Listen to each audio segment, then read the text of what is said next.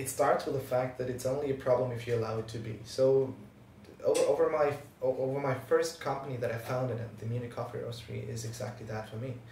I've learned that you might run into obstacles or problems that appear to be huge, and once that you've somehow stumbled your way through it, you take a look back and they are not that big anymore. For instance, learning how to properly network, that is one of the biggest tasks for me. Coming out of a corporate environment, going out there and pitching an idea, and also making yourself vulnerable to the criticism of others, that is a big deal at the beginning. But it changes how you view your own idea, and it allows you also to take a third-party view onto it and have maybe also a critical thought. That is a very healthy way of looking at your own business idea, and it allows you to basically also pivot the whole thing if you decide, okay, maybe I'm not quite on the track where I want to go. So these are all the typical learnings that every founder has to go through, regardless if he's in fintech or if he's programming a fitness app or if he is using coffee to connect people.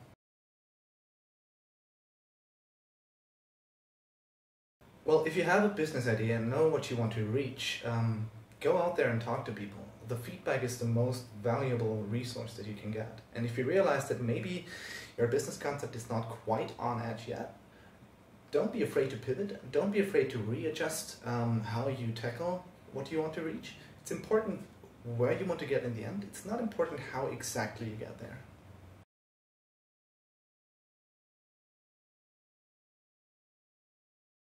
Well, coffee roasteries and specialty coffee shops are growing every day right now, and that's great because the appreciation for quality coffee is growing. So why do we found a roastery without actually, I don't know, handing them out in a cafe or even selling beans? Well, we've taken a look at this product and we've figured out, okay, what kind of a pain do we want to address and what's our purpose? And coffee is a perfect medium to bring people together.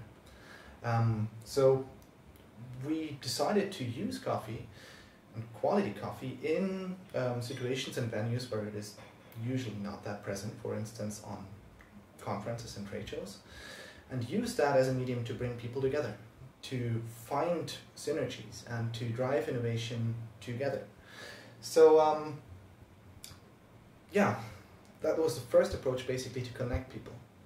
In a second approach, we want not only to connect the people here in Germany who are drinking a cup of coffee together, but also the person consuming the coffee here with the person who's actually providing it in the countries where it comes from. And that is possible with new digital gadgets like a pair of VR glasses, because we can technically take you from downtown Munich right into Peru or Guatemala onto the coffee farm while you have a nice cup of cappuccino with us.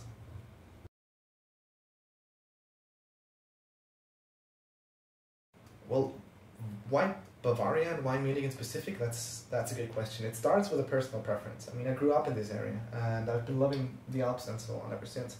But above of that, and more importantly for us as a startup, is the fact that Bavaria combines a huge economic potential with the thirst for innovative ideas and quality products.